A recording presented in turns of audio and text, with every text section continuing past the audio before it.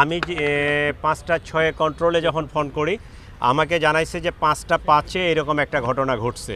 তো এইটা আমরা আপাত দৃষ্টিতে দেখে যেটা মনে হচ্ছে এটা কোনো অ্যাক্সিডেন্টাল না, কেউ ইন্টেনশনালি এটা করছে, এইটুকু আমরা নিশ্চিত।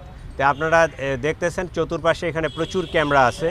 আমরা আমাদের যে ইনভেস্টিগেটিং টিম তারা আসতেছে, আমরা ওই যে ডিজিটাল যে রেকর্ডগুলো হয় ওইটা আমরা নিব, ফরেনসিক করব, আমরা এটা ডিটেকশন করে ফেলবো ইনশাল্লাহ।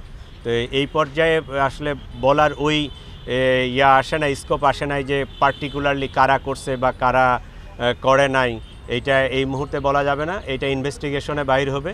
তবে প্রাথমিকভাবে ধারণা করা যায় যে এখানে দেখছেন যে 2টা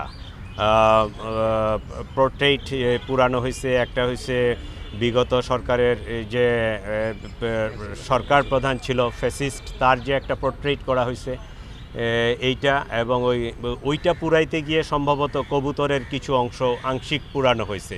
তাহলে ওই জিনিসটা যারা লাইক করে না তারাই এই কাজটা করবে, এইটা একটা মানে অনুমান নির্ভর কথা।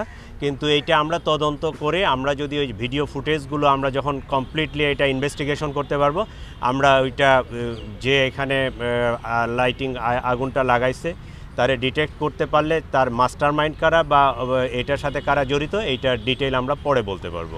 ধন্যবাদ সবাইকে।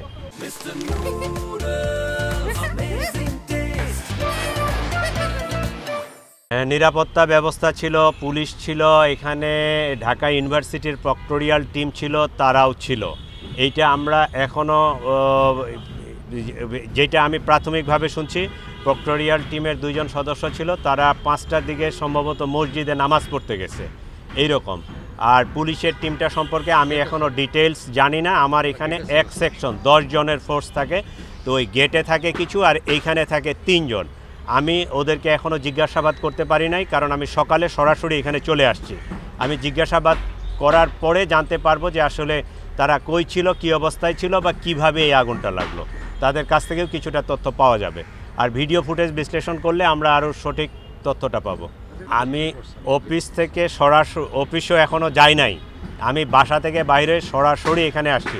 এটা অবশ্যই একটা কমিটি করব আমরা, এবং আমাদের ওই যে সাইবার টিম যারা এই ফরেনসিক নিয়ে কাজ করে তাদেরকে অলরেডি ইনফর্ম করা হয়েছে, তারা টিম চলে আসবে এই সিসিটিভির ফুটেজগুলো সংগ্রহ করার জন্য, তারা কাজ করবে এবং আমরা একটা তদন্ত টিমও করে দেব। আমি ওদের এই যে ডিভিআরের সাইজ বা ক্যাপাসিটি জানি না, আমরা টাইমটা জানি। তো টাইমটা যেহেতু আজকে ভোরের দিকে হয়েছে, আমার মনে হয় খুব বেশি সময় লাগার কথা না। আমরা যদি ওই শেষ রাতের ভিডিও ফুটেজগুলো অ্যানালাইসিস করি তাহলে খুব তাড়াতাড়ি এইটা পেয়ে যাব, যেহেতু ঘটনার সময়টা জানা গেছে।